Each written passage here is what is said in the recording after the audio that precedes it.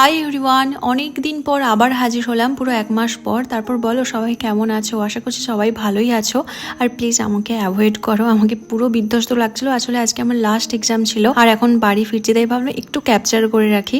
আর আজকে যেরকম বাইরে রোদ দেখছো ঠিক তেমনই ভীষণ ঠান্ডা ছিল, পুরো টুপি সোয়েটার আঁটো সাঁটো হয়ে আমি গেছিলাম। তো বাড়ি এসে সোজা খেতে বসে গেছিলাম, কারণ অনেকটা দেরি হয়ে গেছিল। আর আজকে লাঞ্চে খাচ্ছি সিম্পল ভাত, শিম বিনস ভাজা, কুমড়ো তরকারি আর একটা মাছ। তো তারপর বিকেলে একটু রেডি হয়ে নিলাম, কারণ বাজারে যাবো বেনে বাজার করতে। কেন বলতো, সামনেই সরস্বতী পুজো, তো বাড়িতে পুজো হয়, তো বাড়িতেই বাজার করতে। তো এক্সাম ছিল, এতদিন কিছুই ভাবিনি ওসব। তো মা এখানেতেই আমাকে একটা ফর্দ ধরিয়ে দিল, যেগুলোর আমি কিছুই জানি না। যাই হোক, তারপর এসে 20 মিনিট দাঁড়ানোর পর আমাদের এই যে জিনিসগুলো ফর্দ মিলিয়ে দিচ্ছিল। আর এই যে এটাকে বনমালা নাকি একটা বলে, যেটা ওই প্রতিমার 2 হাতে দিতে হয়। আমার ভীষণ ভালো লাগে এই ভেনে বাজার করতে এলে এটা কিনতে। ওটাও তাই নিয়ে নিলাম, বাস বাজার করার দান। আর আসার সময় এই ফুচকা দোকানে তো আমাকে ফুচকা খেতেই হবে, মানে ম্যান্ডেটরি।